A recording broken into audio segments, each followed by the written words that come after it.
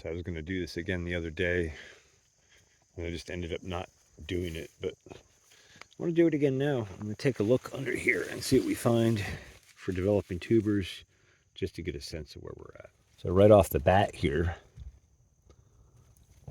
let's see if I can zoom in on that a bit. Right off the bat here, I see a new potato tuber shoot. I'm sorry for the horrible camera work. I see a new potato tuber shoot coming out here. So that's good. That means we're starting to set nice tubers. But I also found this guy in there, Colorado potato bug.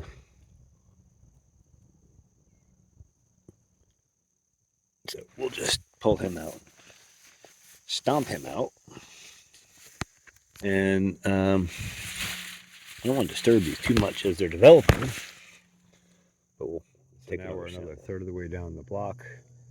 We'll take another sample in here. Well, just a little bit of scratch the surface soil off, and there we are. We have potato tubers developing. So it's a couple of sample spots. I feel pretty good about that. I feel like we're setting good tubers now, and it's time to make sure we finish this season well. So I'll probably come back with another foliar feed here in the next couple of days. Make sure they have adequate trace mineral nutrition, macronutrition, and the like.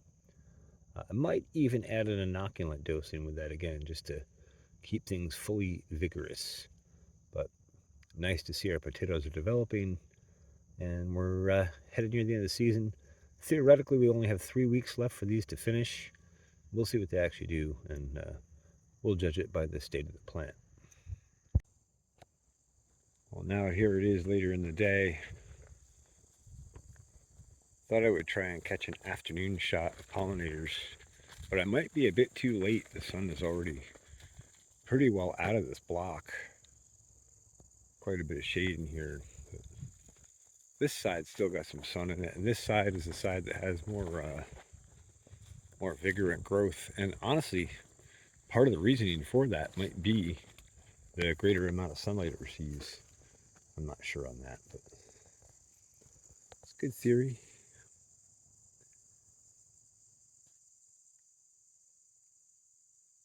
We do still have some pollinators in here.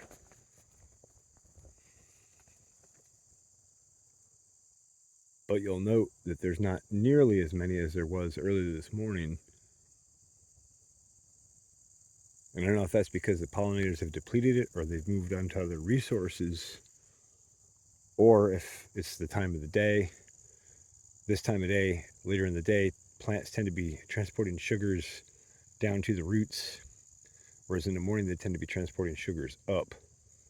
So a lot higher sugar content and Brix level in the mornings, mid to late morning, or even, not early morning, but mid morning usually, sugar content is higher, and so the plant sap and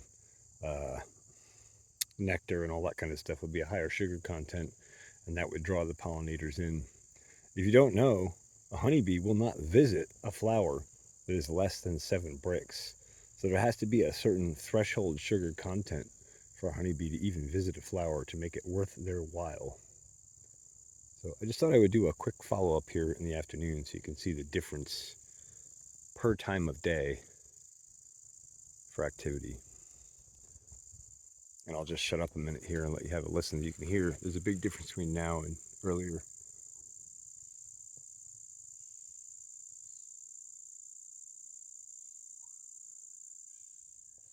I guess while we're up here in the upper block,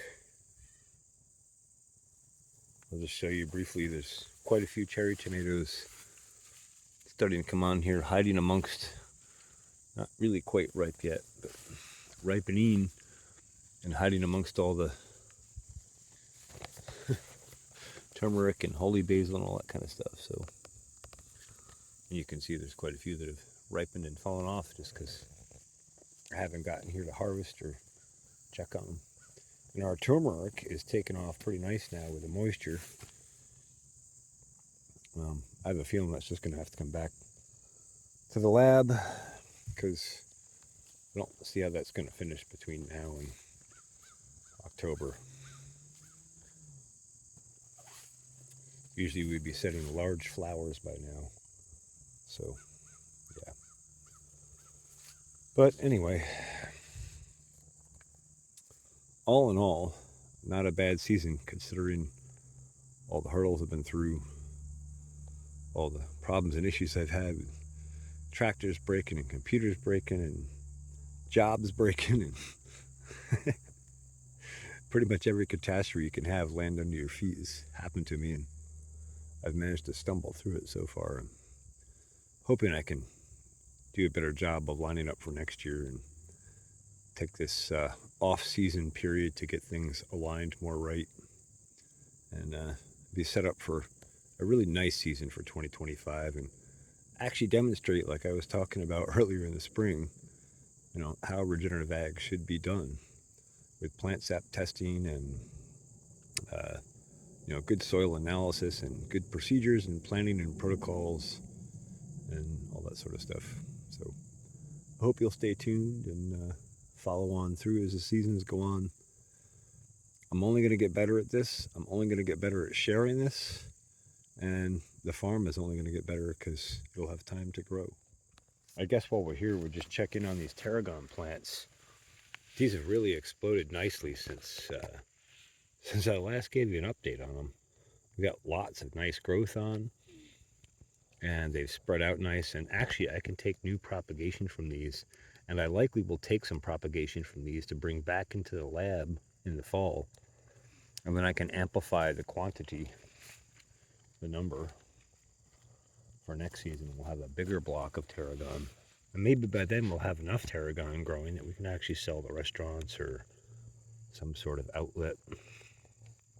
Either way, I love this stuff. It adds an excellent flavor to steaks and burgers and anything beef related, and I'm sure many other dishes as well that I haven't experimented with yet.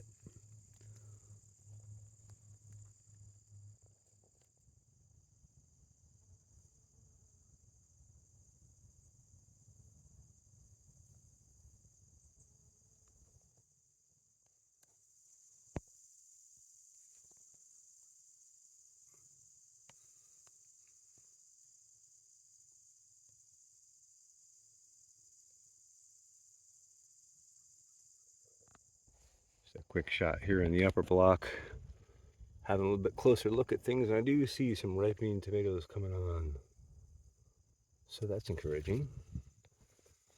I know I saw some other on some of these other plants down in the lower parts here. Yeah, so I just went through and picked out the ones that are ripe or starting to turn.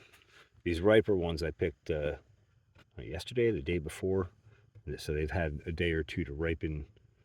They stayed in the box in the car actually, but like this one just came off today, so you can see the sizes climbing up with the foliar feeds and the rains, and that's not bad considering no staking and whatever, considering the terrain on which we're playing ball. I do want to make one last point here before I close this video out, and the point is that I come from the perspective that as farmers and land tenders and stewards of ecosystems, we should always treat the land and people with the same concept in mind as the Hippocratic Oath. That is, do no harm. And so the way I see it, when we put down pesticides, herbicides, and fungicides, we know what those chemicals and toxins do. We know those are very damaging to ecosystems. I see that as doing harm. And then when that toxin ends up in people's food, and it does if it's being used on their food supply, there's no getting around that. When that ends up on people's food, you're doing harm to those people. So instead of imparting health to people, you're imparting sickness to people. And so that's a standard I hold very true to.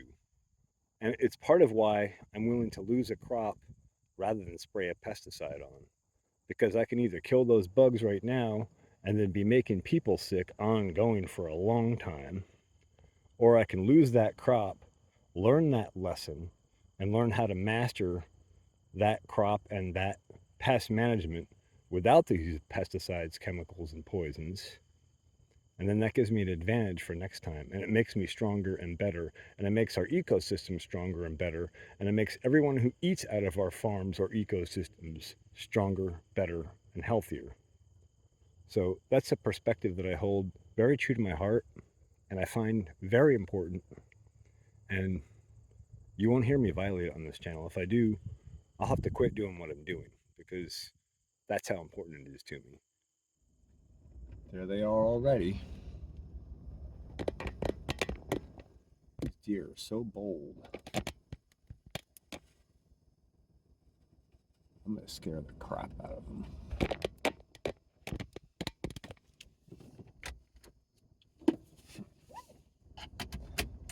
Ready?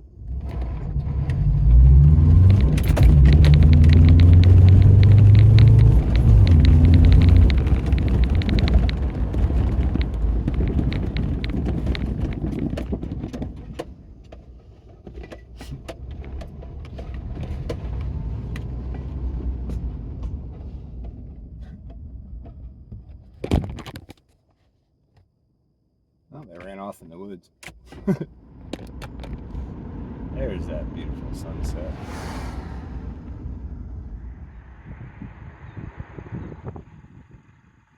You know the deal.